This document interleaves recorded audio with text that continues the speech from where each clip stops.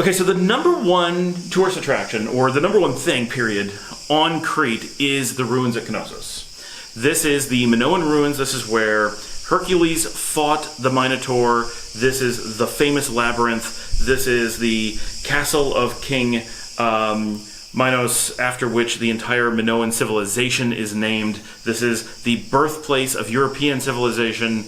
It was discovered not that long ago, just outside Heraklion, and it's pretty accessible. It's pretty easy to get to if you're on that part of the island. So we drove out there and we did it. It's not my first time, so I had a pretty good idea of what it was going to be because I'd done it 3 years ago.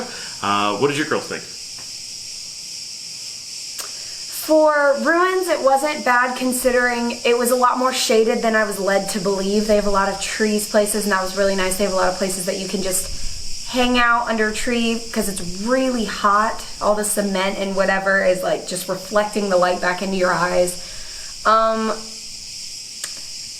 It was kind of just like stones on the ground. I was a little disappointed. I feel like I didn't really know what I was looking at for a majority of the time. It was kind of just like foundations of everything. There was nothing really like left or nothing really restored where you can actually see like what it is or what it was. Yeah, I agree completely with that. It was a lot of the time I was like, well, it would have been cool to see what this actually looked like, but we don't know. Right. Like, it's neat to see something so old because it's the site pushes 9,000 to 10,000 years old, and the building you're in is in the 6,000 to 7,000 year range. So, I mean, they get a certain amount of a pass for not having things last very long because it's lasted pretty long.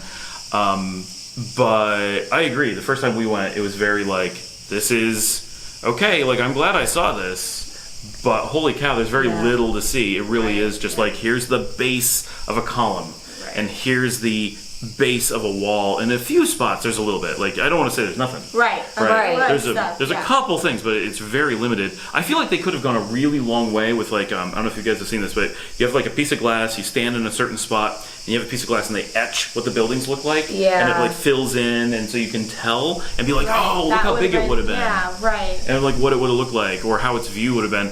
Or if they had, and they don't have any, like, I don't know what you call it, but like a multimedia room. Like, the entire thing is you walk in through a parking lot and you come in through, they have a nice little walkway to go in and all, and then you're just, here's some ruins on kind of a hillside. They need an actual museum tied to it. It doesn't have to be big, but it needs to be something that you can walk into, it's air conditioned, at least has a movie that explains what you're looking at, that you 15 minutes, get a foundation of what you're going to go see, what's left, what they imagine it was, why it's important. Have a room of artifacts. Here's things that were found at the site, things that would have been at the site, things from other regions, whatever. A couple of those things I think would go a really long way to making it much more meaningful. I mean, so my thing is I recommend it because it's so important as a site, but don't get your hopes up. It really is hot. Not very long. It took probably about an hour. You can pretty much do it. For a lot of people, I think getting a guide does help. You get like that. Then you have someone narrating as you go with like a scripted set of things, so they don't miss here's this and here's that and here's why it's important. But then it takes a lot longer and it's hot. I feel like you shouldn't need to have somebody telling you what it is. It should already say like what it like. There were the little signs that had like history. It was mostly like, this is what it was made, this is what it was. It was mostly history of the excavation, though. Yes, that's true. Here's a wall, and here's why we found it. Yeah. Right? Way too much of that. So, recommendations, thoughts? I say definitely go because it's like the top thing to do.